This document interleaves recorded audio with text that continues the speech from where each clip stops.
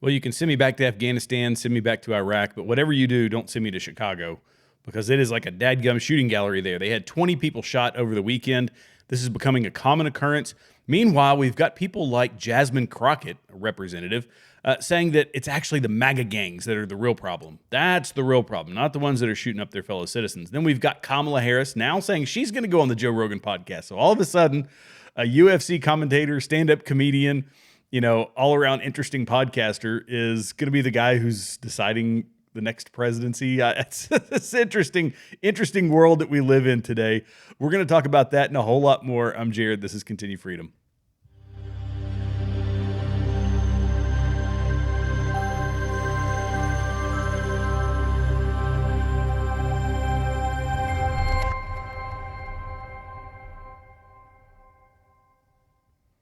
Okay, and welcome back to Continue Freedom. It's good to have you here, friend. Look, if you're a new guest, thank you so much for being here. If you're a returning guest, I truly appreciate you coming back because you all are the ones that are helping us on this road to 10,000. That's where we are headed next. So be sure it's free. Hit that subscribe button, hit that notification bell, and then, of course, leave me comments and hit me with a like if you enjoy this content. We're going to go ahead and get right into this. This is happening in Chicago. So at least 20 shot over the weekend in Democrat-run Chicago. The 400 block of North Springfield Ave was the site of the second fatal shooting at around 10 p.m. Friday. A 38-year-old man was shot in the face and chest as he was riding in his car. So at least 20 people were shot over the weekend in Chicago. And this is a city where 447 homicides total have occurred in 2024 so far, and we're not even done with the year. So while Mayor Brandon Johnson is expecting an almost $1 billion deficit for 2025 that the city blames on underperforming revenue, and Chicago teachers were told to give passing grades to illegal immigrants, the Windy City remains a shooting gallery of chronic gang violence. ABC 7 reported that one of the weekend's first fatal shootings occurred around 9:40 p.m. Friday in the neighborhood of Garfield Park. Gunfire hit and wounded 3 women, one fatally. The 400 block of North Springfield Ave was the site of the second fatal shooting at around 10 p.m. on Friday. See, this is nothing good ever happens after dark, first off. But this is when the nefarious knuckleheads kind of come to life after dark when everybody should be in bed, asleep. Nothing good happens after dark. But a 38-year-old man was shot in the face and chest as he was riding in his car. He was rushed to the hospital but pronounced dead soon after arriving. Yeah, he got shot in the face. He got shot in the chest. This is something that, look, this destroys families. This is disruptive to society. This is what prevents progress in a place like Chicago. You have to have, this is kind of like nation building 101. In order for there to be prosperity, you have to have security. So you have to establish security first, then you can work on the rest of it. Well, in a place like Chicago, people are in, and I'm going to go ahead and early on shout out folks like Chicago Red.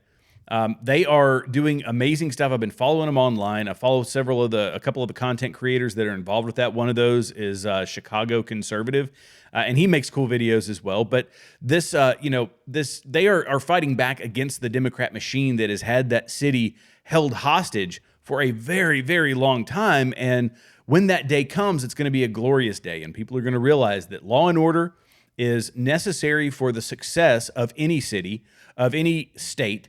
Of any municipality, whatever it happens to be, you have to have security. And that is something that is poorly lacking simply because Democrat politics say that to focus on, where the crime is, and this is a touchy subject, but this is how you kind of have to approach it. Where is all the crime happening? And that's where the bulk of the police force needs to be applied. That happens to be happening in predominantly black neighborhoods. That doesn't speak specifically to the black people. That speaks to the culture that's being created in those neighborhoods and the gang violence that has become a plague on those parts of the city. And so you have to address the crime where the crime occurs. And the Democrats say, no, it has to be, you need to have an equal number of police in the gated neighborhood as you do in, South Central or the South Side of Chicago, rather. And that's just not the case. Like, the police presence has to be there. In order to have enough police presence, you have to have support for police. And this is the same party who has been saying we need to defund the police, that the police are racist, that the police are evil, simply because they are trying to do their job. And that's not to say that there aren't some out there who have been, beat cops for a really long time. They're frustrated with the violence. They've been shot at. They've been beat up. They've been stabbed. They've had all these violent encounters. And so their response starts to become more and more and more aggressive over time. Those guys, it's a tough job. I have a family member who's a cop. And I said that any day of the week, I would rather go to Afghanistan than I would to walk around as a cop, because these are your fellow citizens. These are the people, a lot of times it's in your neighborhood. It's a place where you spend the bulk of your time, especially when you're a small town cop. You know a lot of the people. And so getting in violent altercations with American citizens is far more difficult, far different than doing it overseas. So that's why I say I would rather be a soldier in Afghanistan than a cop in the south side of Chicago. But those people care about their communities, and they want, most of them, and they want to fix their communities, and they want to bring security to their communities. But people like the mayor of Chicago, Brandon Johnson, who I played a video not too long ago of a lady, she was an older lady, and she was giving him what for. She was talking him up one way and down the other about how he had ruined the city. And Democrat politics have been ruining that city. I will go back to a video that I made years ago when I was, I went on these spurts of making videos. Now I'm doing it consistently because this is where I'm going for the long haul. This is going to be, where I'm going to be right here in front of this microphone, in front of this camera.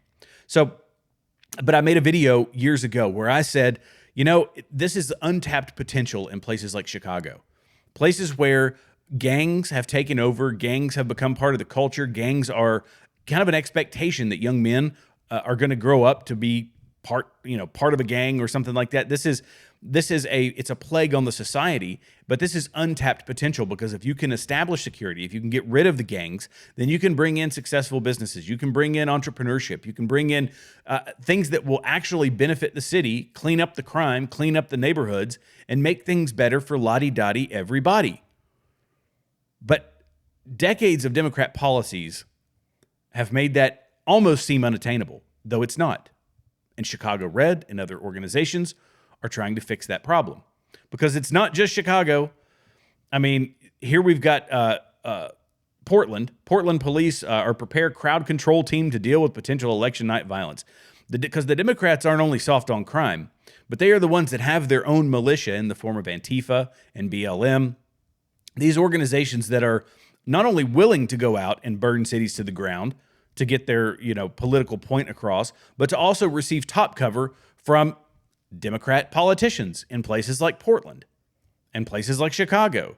These are the cities where people have to worry about their livelihood, their generation-long businesses being burned to the ground simply because the American people spoke out and said, I want Donald Trump. I don't want another Democrat in office. The Portland Police Bureau is preparing a rapid response team to manage crowd control leading up to the election. The move comes amid growing concerns that Portland could face civil unrest similar to the riots seen during the 2020 and 2016 election cycles. Yeah, everybody loves to talk about January 6th, but they forgot that, well, they haven't forgotten. They just ignore the fact and look the other way that Democrats were burning down cities all across the country, taking over government buildings all across the country. And yet, 80-year-olds, diabetic grandmothers walking into the Capitol with their little cameras snapping pictures, those people need to be put in prison for years without trial. But look the other way, and we saw it, everybody, the CNN anchor sitting right in front of burning buildings and saying, oh, it's mostly peaceful. Mostly peaceful. So Portland Police Chief Bob Day reinstated the team last June, and over 50 officers have been training monthly in preparation, according to KATU. One officer who volunteered for the team, Sarah Kerwin, emphasized her willingness to do so because of her commitment to protecting both citizens and officers. Yes, I get it. Thank you. However, gosh, I was going to go.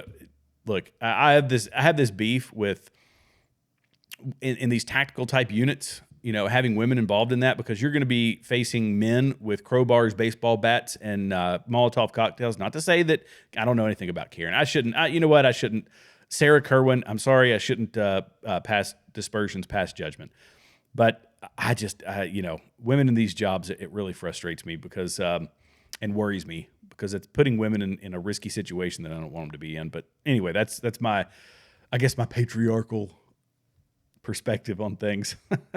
So here's another thing we can take away from this is that Portland is worried because it looks like a Donald J. Trump win.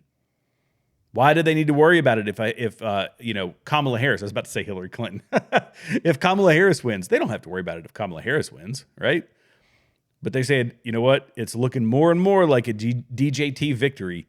We better get some people in here ready to fight off the masses of Democrats, not Republicans, but Democrats who are going to burn our city down. I think we should, if this happens, I think we should put him in jail for insurrection or for refusing to accept the results of an election, right? Isn't that why we've been jailing our own citizens, our fellow citizens for a while? Yeah, if they decide to do it, put him away. I mean, you can get a couple years out of them without a trial. But see, they're going to tell you, the Democrats tell you, nope, that's not who you need to worry about. You don't need to worry about Antifa. You have to worry about the MAGA gang. That's the dangerous gang. It's the MAGA gang. It's the white supremacists that have decided to descend upon places such as Springfield, Ohio. Holy moly. So we have multiple apartment complexes. By the way, I might pause this so that I can find here in a second and find the video of J.D. Vance. You won't even notice the pause. It'll just be a quick cut. But J.D. Vance talking to an ABC, I think it was ABC reporter, where she said the mayor has already confirmed, the city council has confirmed that only a handful of apartment complexes were taken over. So where do you, and he said, listen to yourself. Listen, only a handful of apartment complexes were taken over by illegal immigrants from Venezuela here in America? That people's property was taken from them here in America, only a handful, and you are excusing that? I hate to raise my voice at the end of my sentence like a college kid, but he didn't do that. He did it much better than I did. But no, Jasmine Crockett, she says, no, it's the MAGA gangs. Representative Jasmine Crockett, Democrat from Texas. If you want to know if Texas is in trouble, yeah, because we've got people like her, and of course we had Beto O'Rourke making several stabs at office in Texas. But Representative Jasmine Crockett appeared on MSNBC Saturday morning to argue that it is Trump supporters and white supremacists, rather than criminal illegal immigrants tied to gangs, who are overrunning cities like Springfield, Ohio. You know the problem with Springfield, Ohio? There's too many dadgum Americans in Springfield, Ohio. That's the real problem. That's the real threat. During her appearance, Crockett reported to former President Donald Trump's rhetoric surrounding illegal immigration and border security during his appearance in Aurora, Colorado. In fact, let's watch the video because this is actually pretty priceless. This lady is as about as sharp as a bowling ball, sharp as a sack of marbles. But let's listen to her anyway because she is an elected representative. Oh boy, folks in Texas, how in the world did you get to this point? But anyway, let's listen. At these cities and these towns that are being overrun by gangs and the crime out of control, I absolutely agree with that. And guess what? It's the MAGA gang. It is the white supremacists that have decided to descend upon places such as Springfield, Ohio. So I agree with him. I just disagree with who the problems are. The problems are him and his minions. The problems aren't the people that have come to make our economy stronger, the people that have actually been able to help to continue to make sure that we got out of the big hole that he put us in after COVID-19 with his ineptness. Like, yeah, I agree that there are problems in our communities, but usually it's some white supremacists on the other side, he said. Okay, so there you go.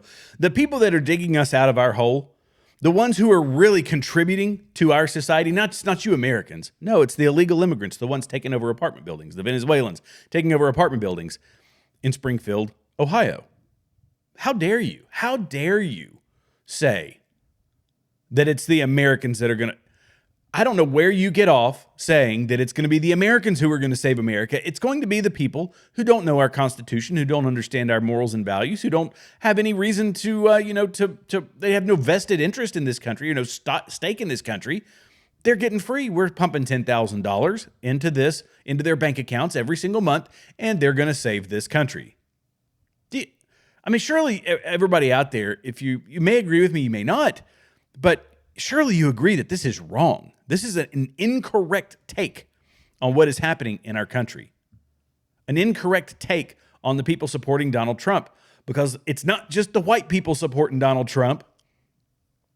Hispanic males, ho, they're going for Trump.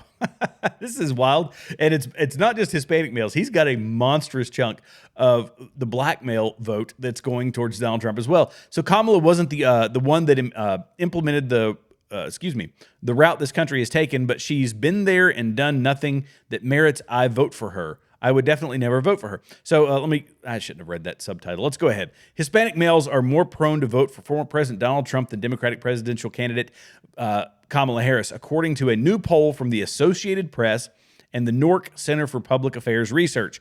Both campaigns have sought the support of America's Hispanic voters, which has become as electorally volatile as any group in the U.S. and can make the difference between victory and defeat in some battleground states with a high Hispanic population. How cool would it be, by the way, if Donald Trump won something like California? I don't think that's realistic.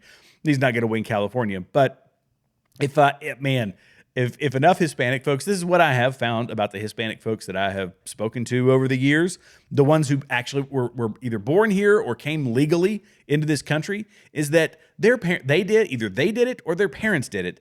They spent a monstrous amount of time, effort, money, all these things so that they could come to this country. When they came to this country, they had to pass a test so that they understood the civics of this country. They understood the history of this country. And I guarantee you that a legal immigrant knows more than the average gender studies student at Oxford, or not at Oxford, that's a school over in England, but at Yale or Stanford or one of those Ivy League schools.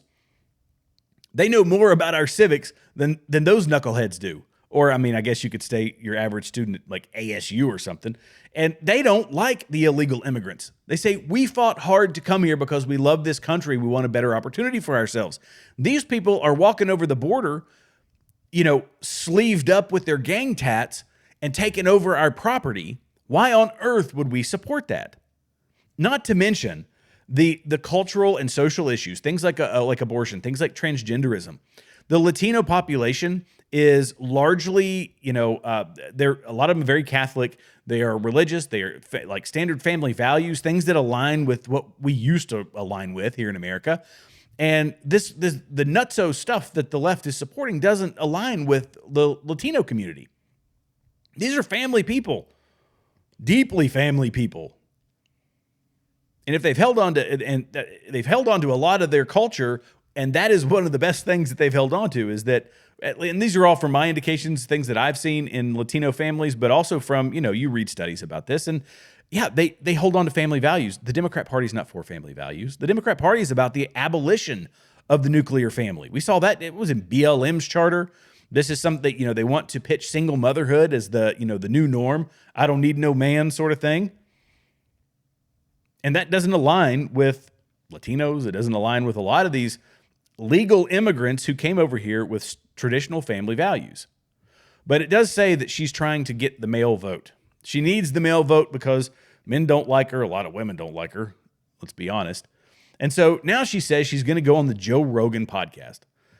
Why? Because Donald Trump was on the Nelk Boys, and on the Nelk Boys, he said, yeah, I think I'm actually doing that. One of his aides had told him that, nope, you're going to go on Joe Rogan. So all indications are Donald Trump is going to go sit for an hour, 2 hours. I don't know what stipulations they've come up with. I don't know, what they've agreed to. But look, this is dangerous territory for Kamala Harris. This is from Reuters. I'm going to go ahead and read a little bit of this. So Democrat presidential nominee Kamala Harris could sit down for an interview with popular podcaster Joe Rogan, whose audience leans heavily towards young men as she works to shore up support with male voters, sources said. Harris campaign officials in the final stretch of the U.S. presidential campaign met with Rogan's team this week, but an appearance has not been confirmed yet, said two of the sources who have knowledge of the matter. Now, this is, okay, it's Reuters.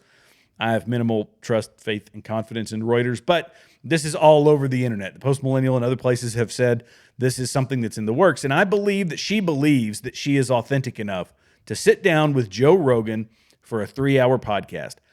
The fact of the matter is, no one else in the country believes that she is capable of doing this. I think she's got a bunch of bootlickers and yes men and brown nosers who are saying, oh, Mrs. Vice President, you have everything that it takes. That was when she comes off the stage, you're saying, oh, it was a beautiful speech. Oh, I'm so inspired. This was amazing. Oh, you're going to kill it on Joe Rogan. No, there's no teleprompter on Joe Rogan. You cannot BS Joe Rogan. She will get crushed and humiliated. And so if this happens, I personally think that this is rumor. There's no way that she's going to go on Joe Rogan's podcast. Do I think Donald Trump will? 100%. Why? Because he can sit down and have a conversation with somebody. He's been doing it for months on long-form podcasts. Donald Trump, 100%. Kamala Harris, gimmick. They're trying to say that, they'll come up with some excuse. No, we couldn't come up with Joe Rogan made some, unrealistic demands for us, i.e. sitting down for 3 hours like everybody does, or sitting down for at least 2 hours like everybody does. But she needs male votes. That's the end of the story, but it's not going to happen. And she needs male votes, like actual male votes, because at the moment, the male votes she's getting more aligned with women than they do men. And this is just one of many examples of that sort of thing.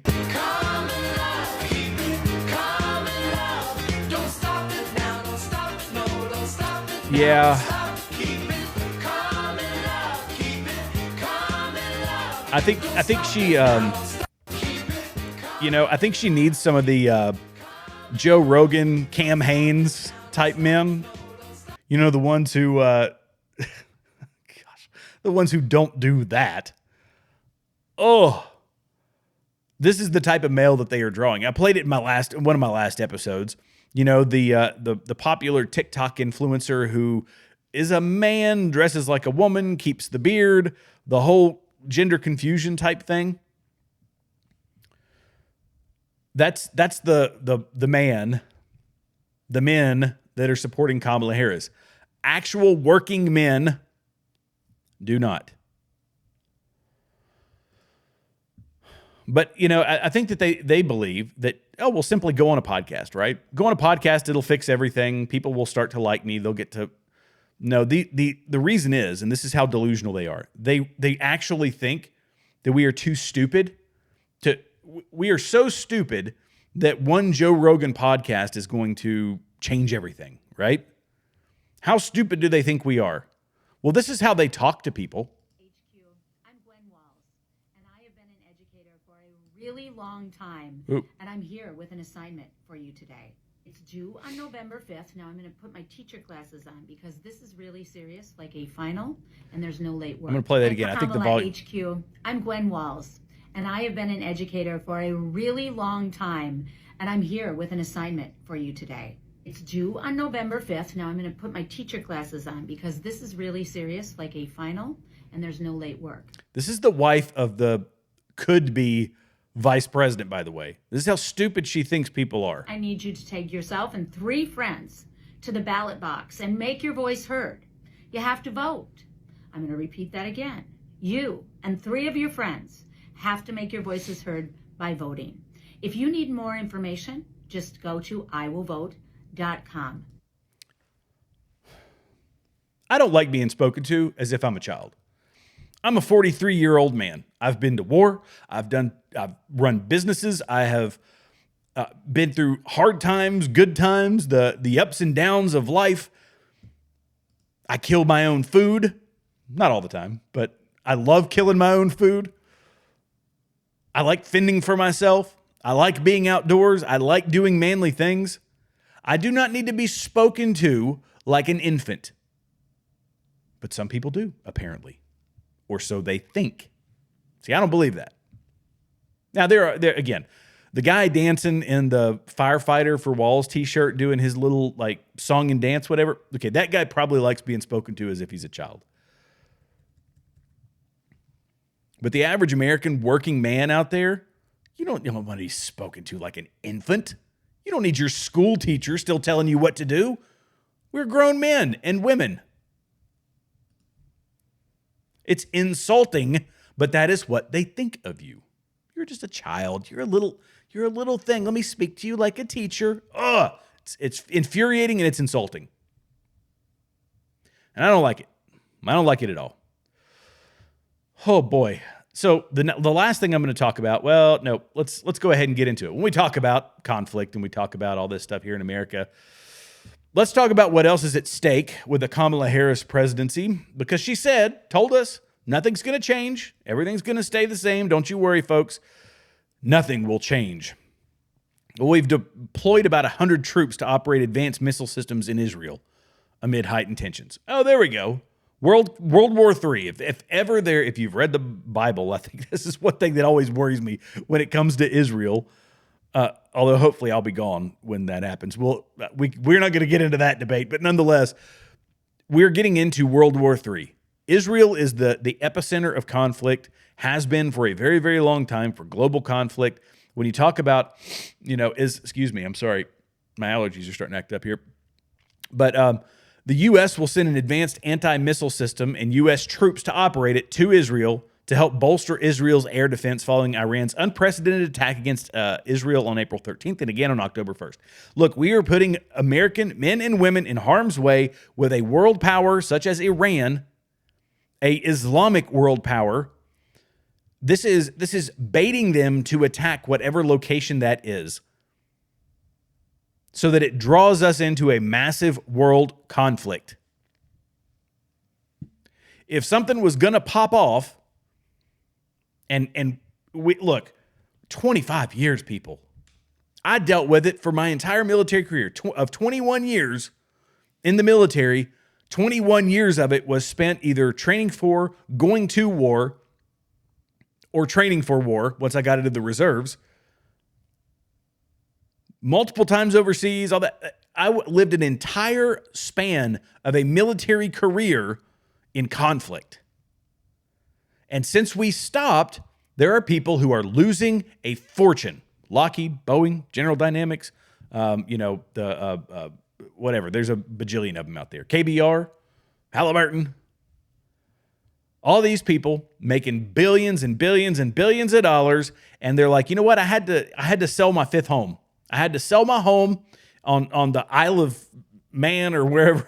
I don't know if I know there's the Isle of Man TT. I don't know if they actually own homes there, but either way, I'm just thinking of something random. My Scottish home, I had to sell it.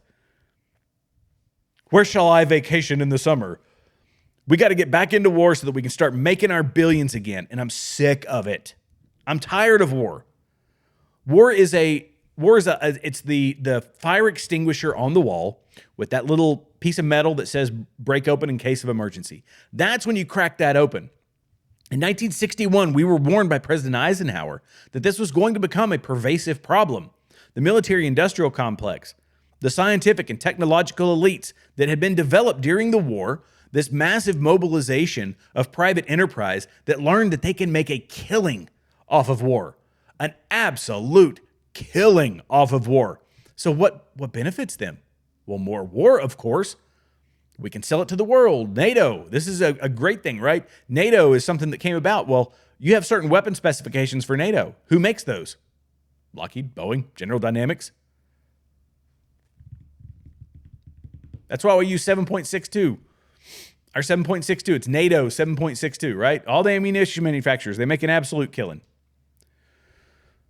That's not to say they can't profit off of other countries that want to buy superior weapons from America. I don't necessarily have a problem with that as long as you're not selling it to one of our enemies. You can't sell it to Iran, but you can sell it to Germany. But this is simply them baiting us into world conflict again, all in the name of money. It's all about money. Israel, we've given them billions and billions and billions of dollars. They have one of the most sophisticated intel systems in the world, intel networks in the world, through Mossad, and yet they've got the Iron Dome. They've got GMLRS systems, and we keep selling it to them or giving it to them. I don't think we should be giving it to them. I think we should be selling it to them. We keep selling it to them, but no, we need to send 100 troops over there. 100 troops. That's a piece of cheese on the mousetrap, people. That is a piece of cheese on the mousetrap for Iran, who can range Israel to kill American troops, to draw us into another conflict, in my opinion. Okay, I'm going to leave it there. Thank you all so much for watching. Be sure to like, subscribe, leave comments below. Let me end on this one, though, by the way. There's something Patrick Bet David says on radio. He says the future looks bright. I inform everybody about all this crazy stuff that's going on because a lot of people just don't follow it. They just don't know that it's happening. And you get my frustrations and my righteous indignation, I believe, or whatever you want to call it. But I voice my frustrations because I hope to communicate the severity of the situation we are in leading up to November. Now, regardless of which way it goes, if it goes towards Donald Trump, we don't just roll over and say that Donald Trump is going to be the savior of this country and just let him be and just sit back and everybody's drinking beer, cooking steaks, the American dream. We got flags waving on every front yard and fireworks. It's the 4th of July every weekend. No, that's not the way it's going to be, because he is still going to fight a similar fight to what he fought in 2016, which is fighting the deep state, fighting the political establishment. So when we come to the post-November, Trump wins, we still have to hold him and his cabinet accountable. We have to call balls and strikes on everybody. This isn't open-ended, retribution, or this isn't open-ended, political extremism of sorts. No. This is Donald Trump acting within the Constitution, leveraging the personalities that have come on board, the leaders that have come on board his campaign to make our country better incrementally. But we also have to start looking to 2024, to 2028. 2028 will be the next goal, because anything Donald Trump does can be undone like that. And he will be fighting a fight for 4 years once he gets elected. Now, if Kamala Harris wins, it's a whole different conversation. It's a whole different set of challenges. And what I've been telling, at least my close friends, and I will tell you guys too, because now you're becoming my close friends as well, is start preparing. Start preparing now. If you're less than a month out, but start preparing now, because there's only one course if we continue on the spending, the open borders. There is no other outcome other than chaos. Chaos will reign. Chaos will come to small town America. Buildings being taken over in Aurora, Colorado, that's harder than taking it over in a town of 2,000 people, or of 1,000 people, or of 500 people. It will come to small town America, and we have to be prepared. On that note, I will close. Thank you all so much for watching. I love you guys. God bless you. God bless America. I will see you in the next episode. Oh, and again, subscribe, hit the notification bell. Leave me some comments. Bye, guys.